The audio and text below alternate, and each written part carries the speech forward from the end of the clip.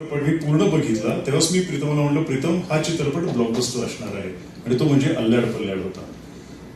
मला अल्ल्याड पल्ल्याड मला ते कॅरेक्टर करता नाही आलं, मी नाही केलं तो चित्रपट. पण त्याच्यानंतर परत काही दिवसानंतर प्रीतमने मला फोन केला की दादा मी हे कॅरेक्टर तुला बघून लिहिलं आणि तू हे कॅरेक्टर करणार आहेस. आणि तो चित्रपट म्हणजे घबाडकुंड. अशा पद्धतीने मग घबाडकुंड आमची ही टीम एकत्र आली. टिपाई असते ना ट्रायपॉड, सो तशी असते की त्याचे ते 3 पाय, आर्टिस्ट, डिरेक्टर, प्रोड्युसर. म्हणजे आपण एक मेन समजा दोरी अशा सगळेच महत्वाचे आमच्यासाठी. आमचं स्पॉट दादा सो तेवढेच महत्वाचे असतात आणि जे मला सुद्धा नावाने हात मारू शकतात तसे आमचे स्पॉट दादा. सो ही जी टिपाई ना, एक जरी त्याचा पाय समजा कमकुवत असेल तर लगेच ते पडणार. सो आर्टिस्ट पुढे कमकुवत असेल तर चित्रपट चांगल्या काही गोष्ट करू शकत नाही, किंवा डिरेक्टर असेल तर.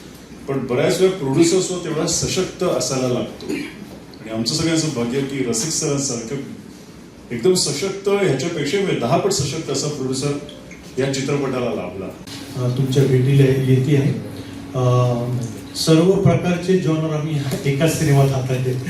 म्हणजे ही फिल्म हॉरर सुद्धा आहे, थ्रिलर सुद्धा आहे, सस्पेन्स सुद्धा त्याच्यामध्ये आम्ही ठेवलेला आहे, कॉमेडी सुद्धा आहे याच्यामध्ये, आणि एका छान फॅमिलीची गोष्ट सुद्धा आहे.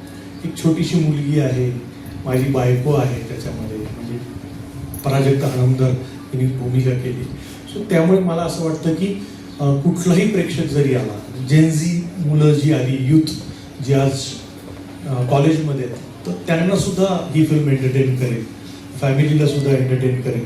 सर्व प्रकारच्या वर्गासाठीची ही फिल्म आहे. And I am very fortunate, I am very lucky. मी स्वतःला खूप नशिबान समजतो की इतक्या चांगल्या प्रोजेक्टचा मला भाग होता आलं. गेली 25 वर्ष मी नाटक, चित्रपट आणि मालिका या माध्यमात काम करतोय.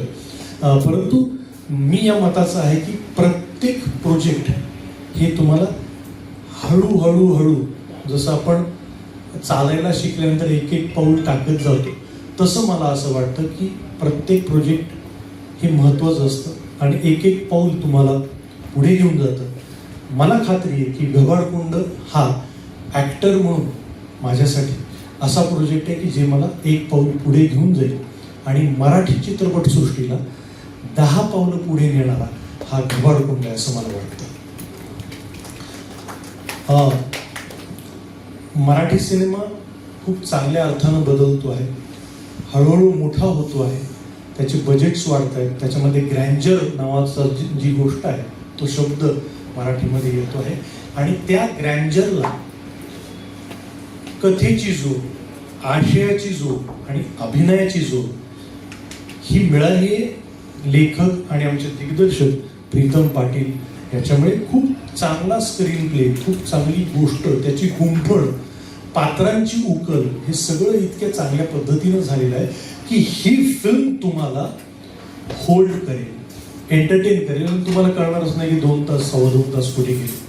आणि सगळ्यात महत्वाचं म्हणजे हल्ली थोडी मानसिकता अशी झाली आहे की बाबा हा चित्रपट आलाय ना, मराठी चित्रपट टीव्हीवर येईलच की, आत्ताची जनरेशन मध्ये OTT वर आल्यावर बघूच की. पण आम्ही मुळात हुशारी अशी केली आमच्या निर्मात्यांनी, चित्रपटच असा बनवलाय की तो तुम्हाला चित्रपटगृहात जाऊनच बघावा लागेल.